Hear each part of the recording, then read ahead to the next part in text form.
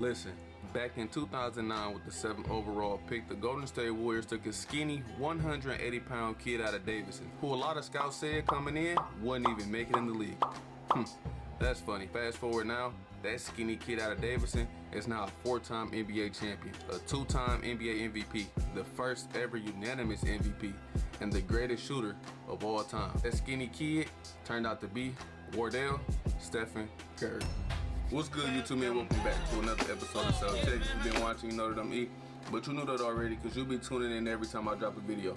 If you're a returning viewer, what's good, go? I hope everything is good with you. I appreciate you coming back to another one. If you're a new viewer, welcome to Self Check. Stay towards the end of the video, see if you like it. If not, check out some of our other work. I'm sure we might have something you might like. If you come across this video and you're feeling it, be sure to drop a thumbs up. It helps the channel out a lot. It'd be much appreciated. And without further ado, man, let's go ahead and talk about Wardell Stephen Curry. With the 2022 NBA Finals coming to a close and the Golden State Warriors capturing their 4th NBA championship, cementing themselves as one of the greatest dynasties in NBA history. More importantly, Stephen Curry has cemented his legacy as one of the top 10 players in NBA history, no debate. And don't worry, we'll get into that a little bit later in the video. And now Stephen Curry has finally captured that one elusive thing that's kind of been missing from his NBA resume this entire time, the Finals MVP. And while we're on the subject of the Finals MVP, we might as well talk about the 2015 Finals. Stephen Curry robbed of the award. Kinda, if you really look at it. Now they gave the award to Andre Iguodala because I guess you could say he did a good job guarding LeBron, but if you look at LeBron's stats, you would be like, what the hell are you talking about? But if you look at LeBron's percentages, you could kind of say, okay, I kind of get where you guys are coming from. But Stephen Curry averaged more points, more assists, and basically the same amount of rebounds as Andre Iguodala. So the fact that he won the award over Stephen Curry, we can just call it what it was. Stephen Curry got robbed of the 2015 MVP. What Steph Curry was able to do against the Boston Celtics in this finals was kind of insane.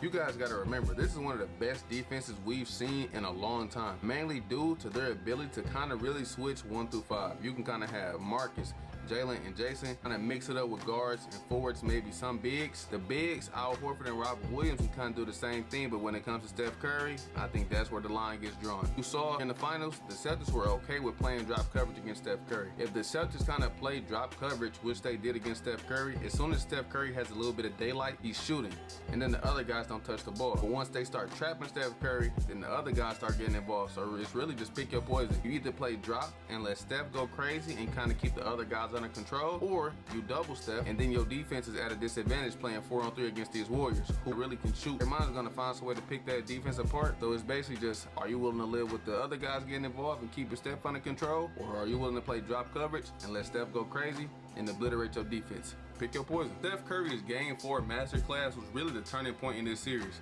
I'm willing to say this, if Steph Curry didn't have that Game 4 the way he did, the Celtics might win that game and the Warriors go down 3-1. And history has shown us, unless you're the 2016 Cavaliers, once you go down 3-1 in the NBA Finals, you pretty much marked for death. So the fact that Steph Curry was able to have a performance like that and keep his team from going down 3-1 and tying up the series 2-2, going on to win the series 4-2, you gotta give Steph Curry his credit, yo. Earlier this season around NBA All-Star Weekend, ESPN gave us their top 10 of the NBA top 75. That list goes Kobe Bryant, Oscar Robertson, Timmy D, Larry Legend, Bill Russell, Wilt Chamberlain, Magic Johnson, Kareem Abdul-Jabbar, LeBron, and MJ. And one thing I'm just thinking is like, where the hell is Shaq? But I digress. That's another subject for another day. Now a word from our sponsors. But now that Steph Curry has 4 championships, the same amount as Shaq, we gotta see, is Steph Curry resume good enough now to kind of put him in that top 10 of all time? Now that Steph Curry has the resume that he does, and a lot of people sitting outside the top 10 don't have the resume that kind of stacks up with his, we gotta figure out whose spot in that NBA top 10 is Steph Curry taking. Just a quick disclaimer, my list goes a little something like this. I got MJ, I got Bron, I got Kareem, I got Magic, I got Bean, I got Timmy D. Timmy D really don't get the appreciation that he should. When you look at his resume, just real quick, a quick little rundown. 5 chips, 2 MVPs, 3 Finals MVPs, 15-time All-Star, 10 times All-NBA first team, and 8 times All-First Team defense. How can he not be at least 7 or 8? So then after Timmy D, I got Shaq. The fact that Shaq wasn't even in the ESPN list is absolutely crazy. We got to figure out who's working over there at ESPN making these lists. Then I got Bird at 8. Then I get Steph 9, and then I got the most winningest NBA player of all time, Bill Russell. So the two legends of the game that don't make my list, that are kind of sitting outside my top 10, would be the Big O and Wilt Chamberlain. Oscar Robertson, we all know, was the original OG Mr. Triple-Double, and before Russ was kind of doing it for consecutive seasons, Oscar Robertson was pretty damn close. He might have been like an assist star for like a rebound off, or kind of doing it for consecutive seasons. So that's kind of his claim to greatness, but he only walked away with one NBA championship. I kind of got to give Steph the nod over Big O. And Wilt Chamberlain, the fact that Wilt Chamberlain was like a giant amongst men and once had a season where he averaged 50 points and 25 rebounds and only left away with 2 NBA championships throughout his career, that's crazy to me. Maybe Wilt is just like the prime example of no matter how dominant you are, one man can get the job done on his own. So I kind of got those guys sitting outside that top 10 with Steph taking that 9th spot, and I gotta have Bill Russell. 11 championships, feel like Bill Russell is always gonna be top 10. Okay, y'all, so check this out. All of these guys who I just got done naming, all of their legacies is pretty much set in stone. Ain't none of these guys coming out of retirement at 50, 60 years old to kind of add on to their legacy. Steph Curry, on the other hand, still has a lot of hooping left to do, so he can kind of continue to tack on to that legacy of his. If you don't think Steph Curry is top 10 right now, maybe he'll convince you next season.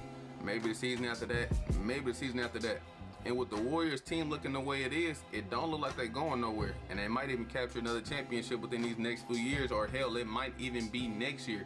So then Steph Curry had 5 championships, and Todd Magic Johnson and Kobe Bryant. So that's going to be interesting to see how much more Steph Curry can tack onto this legacy of his and prove more doubters wrong. Alright, y'all, I'm going to call a wrap on this one again. I appreciate all you guys tuning in to another episode of Self Check. In the comment section, man, I want y'all to comment y'all top 10 down below. I just want to see if we kind of got the same kind of, you know what I'm saying, thought process, or maybe where we kind of differ and where we agree at. So in the comment section, man, drop y'all top 10 down below. I appreciate you guys tuning into another one. It's much appreciated, man. Again, if you was feeling this video, drop a thumbs up. It helps the channel out a ton, and it'd be much appreciated. It lets me know that y'all rocking with the videos. Even if you're not rocking with the videos, I'm gonna still keep grinding the videos, still gonna keep coming. So, man, check out the video here, whichever one catches your eye. Again, this has been another episode of Self Check, and I'm E. I appreciate you guys rocking out with me, and I'm gonna catch y'all on the next one. Peace.